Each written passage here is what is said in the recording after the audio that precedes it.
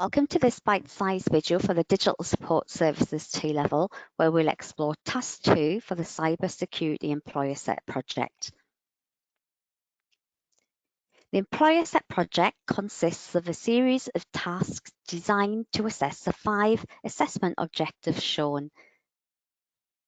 This skills assessment is set and marked by NCFE and is conducted during a 2-week assessment window, which will be available during the summer and autumn terms.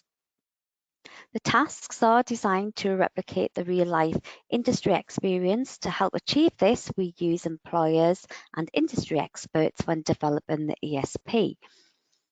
Now, this video will focus on Task 2, where students will be investigating the cyber attack and the methods used. And this task will be assessing assessment objectives 1, 2, and 4, with AO4 focusing on communication and use of English skills. Now, Task 1 would be completed by students before moving on to Task 2. So Task 2 occurs during the first assessment week, which is scheduled by you, the provider, during the rest of week 1, with the task lasting 2 hours and 10 minutes. If students have any access arrangements or reasonable adjustments, such as additional time for assessments, then you should apply that internally and increase the task time by the relevant amount. And while you are given a window to schedule this task, it's important to note that all students must complete the assessment on the same day. With the assessment materials will only be available and accessible to students during the supervised session, please take into account secure storage areas for students' evidence. Internet access is permitted should students wish to research anything to help with constructing their interview questions. You must ensure that privacy mode has been disabled with policies applied to prevent students from deleting their browsing history, as a copy of their browsing history will be required. The interview will need to be audio recorded, so do ensure you have suitable equipment and resources to facilitate this. Now, in Task 2, students will be presented with an issue that they need to design a solution for, with a total of 12 marks available. Students are also assessed on their English skills within this task, but the use of English is marked holistically with its own marking scheme, so the examiners will award a maximum of 4 marks for English skills, but it's based on their performance across Tasks 2, 3, and 4. As for the brief itself, students are given limited information about the issues or needs of the business. So this task is about finding out the necessary information via a simulated interview, with this task having 3 elements to it. Now, the first hour is for students to research and prepare for questions for interviews in order to have a better understanding of the business's current resources, issues being faced, and their requirements. So students will then have a 10-minute simulated interview, which will be audio recorded, with the tutor often taking the role of the interviewee. So for example, the tutor might be playing the role of an operations and IT manager for the client. Now, following the interview, students will need to summarise their findings for 2 different audiences, a technical audience and a non-technical audience. Now, as all students need to sit this assessment on the same day, you may find it best to use the staggered timetable and approach to this task.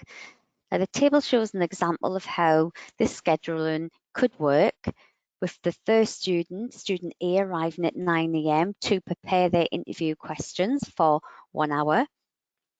And the second student, student B, arriving 20 minutes later. And then student C, 20 minutes after that, and so on. So 20 minutes gap between scheduling. Then at 10 AM, student A will begin their 10-minute audio recorded interview in a different room with the tutor. And when student A has finished the interview, they can return to the first room to write up their email. And this is where the scheduling of 20-minute gaps is useful, as it will give the tutor 10 minutes crossover time for saving the audio recording and preparing for the next student. And if you have multiple staff involved in the simulated role play interview, therefore getting more students assessed in less time. NCFE will also supply a supporting document for tutors conducting the interview, which will contain relevant information to address the students' questions during the interview itself. The 10-minute interview element is worth 6 marks out of the 12 available. On the screen are the highest band marking descriptors students can gain. Now, up to 4 marks for their use of English across tasks 2 to 4. Students will be marked on their ability to communicate by asking logical and relevant questions, with those questions designed to provide a useful insight into the client's issues and needs. And as always, students should refer to the context and consider the scenario and information in the brief. Now, a way to prepare students in preparation for the interview itself might be to begin with how students phrase their questions and how it might be useful to break up any technical or resource questions into smaller parts, where the answer is likely to be limited or direct. This should give students more time for taking notes, since the questions will be more staggered, and it can be useful for demonstrating active listening, as students can then summarise the response or double check the technical information. Then using more open questions when identifying requirements may provide opportunities to explore the issues and demonstrate active listening. So for example, a question like, do you have a network procedure in place, would only get limited response, such as a yes or a no in this case. But by making it more open and asking about the procedures in place for an attack isn't limiting the response that could be given, and the response could encompass other aspects, creating further discussion and exploration, so such as the security of the remote network, remote access to files, other remote solutions like cloud solutions and data backup. And this might be followed up with some more close questions if necessary, help to show active listening and adaptation too, as they may end up discussing aspects they hadn't originally planned for. Now, to aid with the note taken, utilising tables or fields on their questions sheet can reduce how long it would take to record the necessary information. This also means students can be more focused on the interviewee, and it's easier to see an overview of the information which students can utilise to demonstrate active listening by summarising and double checking during the interview. Now, as the students is doing the interview, then it's best if they take the lead to help simulate a real life interview, starting immediately with students introducing themselves and the purpose of the interview. Now, if you have students who are more shy or not confident yet, then you can begin the interview, but it's best to put the onus back onto them.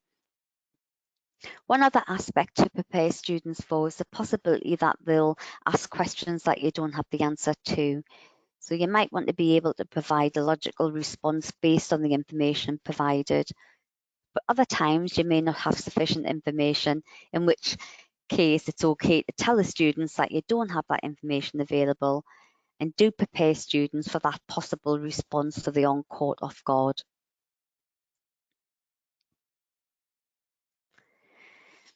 Now, the other 6 marks for this task comes from students summarising their findings in the form of emails.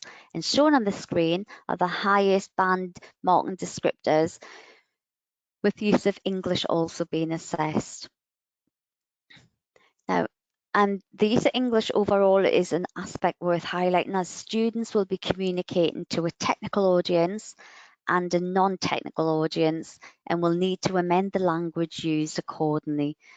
This includes the style of language used, such as formal or informal language, depending on the email recipient, and as well as using technical terms for contextualized examples with the issues identified and discussed in the email, ensuring there's multiple relevant aspects being considered. Now let's just take a look at two different audiences and how the communication might be adapted. These examples have been produced using the exemplar ESP available on NCFE's website. The students should provide all the necessary information that's asked for each audience, so credit will be given to the appropriateness and the number of issues discussed, potential issues identified through the application, or analytical thinking and problem solving. So the applied relationship between the students and the email recipient will decide the formality of the email. So it would be good idea to get your students to make up a name for each of the audiences if they're not provided within the brief, just to keep the task as realistic as possible. Now, if the technical audience was the line manager, for example, then there's an informal style to the email and can use more direct language. And if the non-technical audience is a client, an organization's HR director, for example, then a more formal style should be adopted with straightforward language. When describing the cyber attack, the students should make use of the relevant technical terms and acronyms when emailing the technical audience, whereas the non-technical audience, technical jargon should need to be avoided with different aspects given a suitable context or contextualized example to aid their understanding.